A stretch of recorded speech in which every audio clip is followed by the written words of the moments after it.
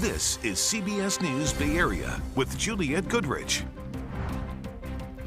Hello to you and welcome to this very special edition live from Las Vegas. We are counting down to preseason football where we've got the Niners. We have a lot to get to, but first let's head into the studio and Sarah Donchie for our headlines and some serious news right now. All right, Juliette, certainly a lot of serious news to cover today. We start with those wildfires in Maui where we're getting a better sense of the loss and the absolute devastation on the ground. Shocking images to show you in the town of Lahaina. Buildings reduced to rubble, still smoldering in some cases. 53 people have died. As many as 1,700 buildings are gone. And for many who fled from the fast-moving flames, the focus is reuniting with loved ones. And among them, a Mountain View family stuck in Maui is desperately trying to reunite after the fast-moving flames separated them. The parents told us they left their 7-year-old son and 15-month-old baby with the kid's grandfather at their hotel to go to the store, and they have not been able to contact each other since. The last message that my mother-in-law told my father-in-law was, "We're being engulfed in smoke," and then the line went dead. I think he's very worried if he hasn't heard from us in 40 hours. It's been terrifying, exhausting, and we don't have any information. Could you imagine that? He adds that the only information they've gotten from the hotel is that all guests are safe. That is welcome news, but nothing specific about his family. We reached out to the hotel ourselves to see if there's any way to get a message to the kids that their parents are safe. We are waiting to hear back. I'm sure they're incredibly busy. Tonight, the fire is 80% contained. Resources are coming in to help, and that includes a team of firefighters from Oakland specializing in urban search and rescue. Donations also have been trickling in for people who are left with nothing. And there are so many people like that. To find out how you can help, just go to our website, KPIX.com. East Bay air quality is getting back to normal after a smoky fire near the Port of Oakland. More than 24 hours after it started, the fire at Radius Recycling, formerly Schnitzer Steel, is finally out. It was burning in a huge pile of scrap metal containing things like aluminum, tin, iron, and steel, prompting the Air Quality District to issue 2 notices of violation.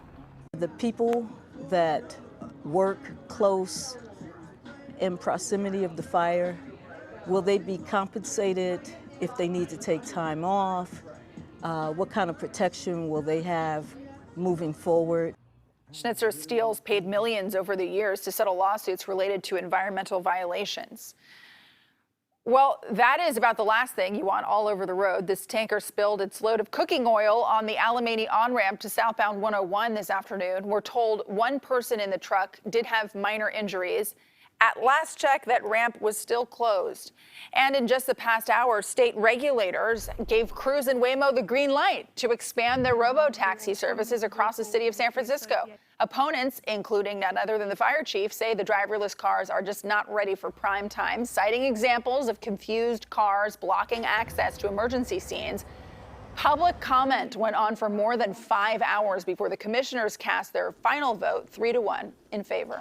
We, of course, have avoided the worst of the heat in the Bay Area, but elsewhere, from deadly wildfires on Maui to a sizzling heat dome over Texas, a marine heat wave off the Pacific Northwest coast, all made more likely by human-caused climate change.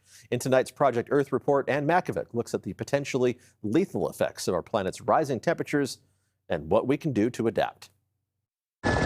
From devastating wildfires, blistering heat, and warming oceans, July was brutally hot. Who knows what's in store for August? The world that we grew up in, you and I and everybody who's watching this, that climate, that idea of summer, that idea of the kind of temperature ranges that we live in is gone. And we're moving into and already are in a much hotter world. Journalist Jeff Goodell spoke this week at the Commonwealth Club in San Francisco. Just because it's never been 125 degrees in San Francisco before does not mean that it can't be 125 degrees in San Francisco at some point in the very near future. The topic, his instant bestseller, The Heat Will Kill You First, Life and Death on a Scorched Planet. Thank you so much. Goodell has written about climate change for decades, but this time the reaction was different.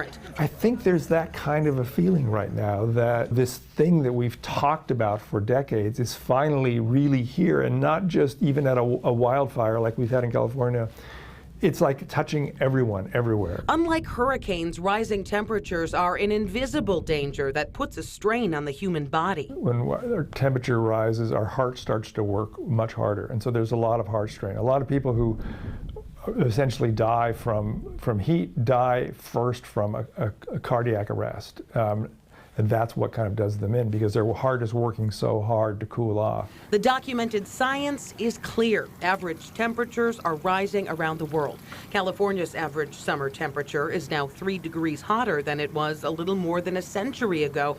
Add to that the fact that our bodies have not evolved to handle extreme heat. Temperature inside gets up around 103, 104. The actual membranes of your cellular structures begin to melt. The proteins that control the functions of those cells begin to unfold. Your body starts hemorrhaging inside. You literally melt from the inside.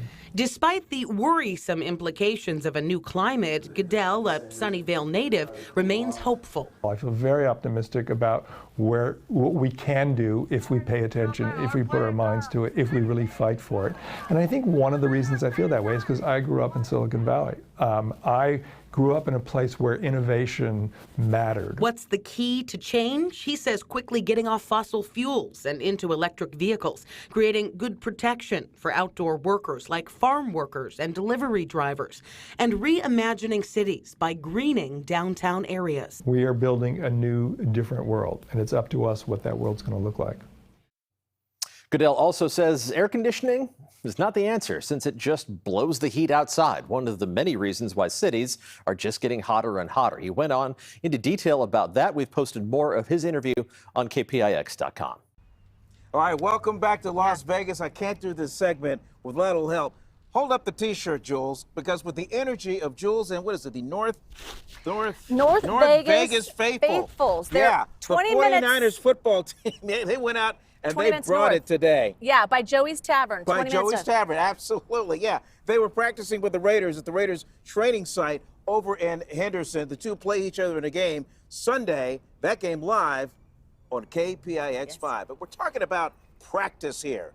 And you can't mention practice without addressing what happened on the field today. All eyes were on Jimmy Garoppolo, not wearing red and gold. He's wearing silver and black of his new employer. Brock Purdy also participated in practice, but won't play this Sunday in the preseason opener. He did get a chance to catch up with Jimmy G before practice and talk today about how much he learned from the veteran quarterback. Yeah, it was good. It was good to see old Jim. He's doing good. He looks healthy and good. He did a lot of great things here, and so just my little time that I had with him this past season, it was a lot for me to learn. Whether he knows that or not, I learned a lot from him, and I'm very appreciative of that.